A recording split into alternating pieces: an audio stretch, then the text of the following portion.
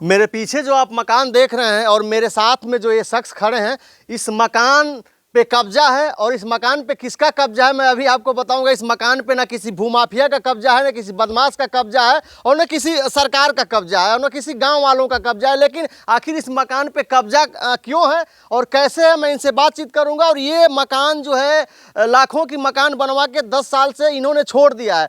तो मैं बता रहा हूँ कि ये इस मकान पे जो है कब्जा कबूतरों का है, और कबूतरों के कब्जे के वजह से जो है इस मकान को इस व्यक्ति ने जो है साहब सिंह है, और ये जो है इस मकान को दान कर दिए हैं कबूतरों के लिए। तो ये बहुत कहीं ना कहीं एक प्रकृति प्रेमी है और पशु पक्षी प्रेमी है कि कबूतर इस घर में आए और रहने लगे, और हजारों की संख्या में इस समय कबूतर रह रहे हैं। तो इनका जो है त्याग एक बहुत बड़ी मिसाल है, और ये एक बहुत बड़ा इसका महत्व है। आखिर इनसे मैं बात करूंगा कि इस कबूतरों को जो है अपना मकान छोड़ दिए, कब से छोड़ दिए। क्या नाम है आपका? मेरा नाम रामेश्वर सिंह है, लोग मुझे प्यार से साहब कहते हैं जी। और मैं ये मकान को करीब करीब 10 वर्षों से तो मान लीजिए, और मैं कब्जा नहीं करता, मेरे स्वेच्छा से इस मकान में कबूतर हैं। और हमारी सरकारें जो है गरीबों के लिए तमाम तरह की योजनाएं चलाती हैं, रैन बसेरा बनाती है। मेरे दिल में ये ख्याल है कि मैं कुछ अलग हट के क्यों नहीं, मैं तो आदमी के लिए रैन बसेरा नहीं बना सकता हूँ, मेरे पास इतनी संपत्ति नहीं है, तो इन जानवरों के लिए मैं क्यों नहीं अपना मकान का रैन बसेरा का एक रूप दूँ, और मैं इस मकान में उन पक्षियों का संरक्षण करूँ।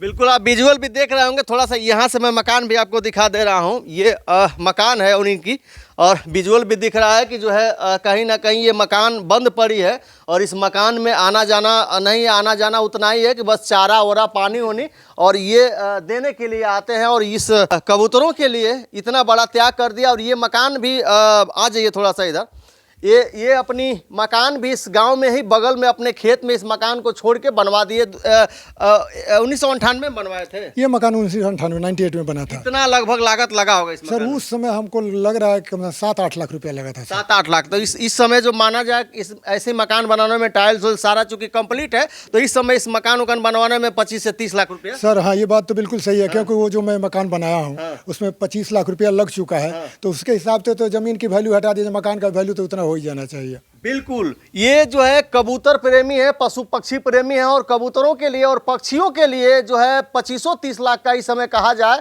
तो ये मकान जो है दान कर दिए। ये बहुत बड़ी चीज होती है पशु संरक्षित करने के लिए, पक्षियों को संरक्षित करने के लिए। दाना होना भी आप देते रहते हैं? जी सर, आप तो देखबे किए हैं। और मैं किसी NGO से अपील करूंगा कि मेरे नहीं रहने के बाद भी इस परंपरा को यदि वो आगे आ करके बढ़ाना चाहते हैं तो मैं उनका कोऑपरेट करूंगा, और मैं हर तरह से जो है बस उनके साथ सिस्टम से जुड़ा रहूँगा। कुछ सरकार से भी कहेंगे? और सरकार से क्या कहना है, सरकार तो खुद सब निभा ही रही है, लेकिन मैं अपील करूंगा इस सरकार से, जो है हिंदूवादी जो सरकार अपने आप को बार बार कहती है, तो जीव जंतुओं को बचाने के लिए भी अपना एक योजना बनाए। और हम अपने जोगी जी से अपील करना चाहेंगे कि वो तो भाई सन्यासी हैं, तो सन्यासी के रूप में जीव जंतुओं का भी संरक्षण करें।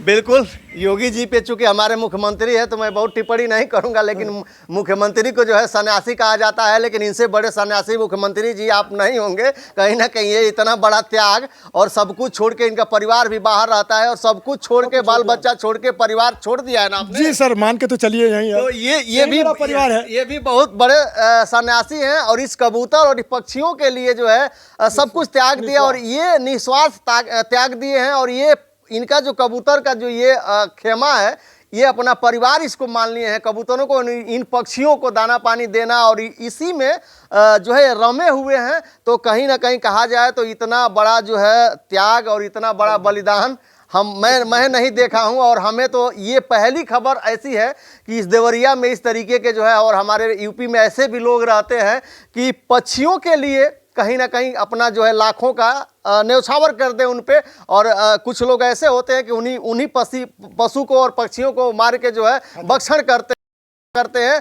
तो ऐसे ही समाज में तमाम लोग हैं, लेकिन मैं जो है इनको जो है मैं अपने तरफ से धन्यवाद देता हूं। जो दर्शक हमारे देख रहे हैं उनके तरफ से भी मैं धन्यवाद देता हूं। आप भी कुछ कहना चाहें तो इन पशु प्रेमी और पक्षी प्रेमी को क्या कहेंगे? और ये एक सन्यासी है, सन्यासी कहा जाए, और फिर आगे देखना है कि इनका जो है त्याग बलिदान कब तक रहता है। बाकी आप क्या कहेंगे इनको और इनके बारे में? और आप जो है और लोगों को जागरूक करिए। गर्मी में भी पशु पक्षी है तो आप पानी दाना का हो सके तो व्यवस्था करिए। चाहिए। जो है लास्ट में कुछ कहना चाहेंगे? जी सर, मैं अपील करना चाहता हूँ तमाम भारतवासियों से कि कम से कम जीव जंतुओं की हत्या न किया जाए। प्रकृति ने तो हमको खाने के लिए इतनी चीज़ें दी हैं कि हम काफ़ी स्वस्थ रह सकते हैं, और आप जो है वेज खाना खा करके जो है शुद्ध शाकाहारी खाना करके आप स्वस्थ रह सकते हैं और अपना जीवन काफ़ी आनंद उठा सकते हैं। लेकिन इन जीव जंतुओं को खा कर एक तो आप हत्या कर रहे हैं और उसके दोष का भागीदार आप जरूर बनेंगे। इसलिए मैं अपील करता हूँ कि आप लोग जीव जंतु खाना छोड़ें और उनका संरक्षण करें।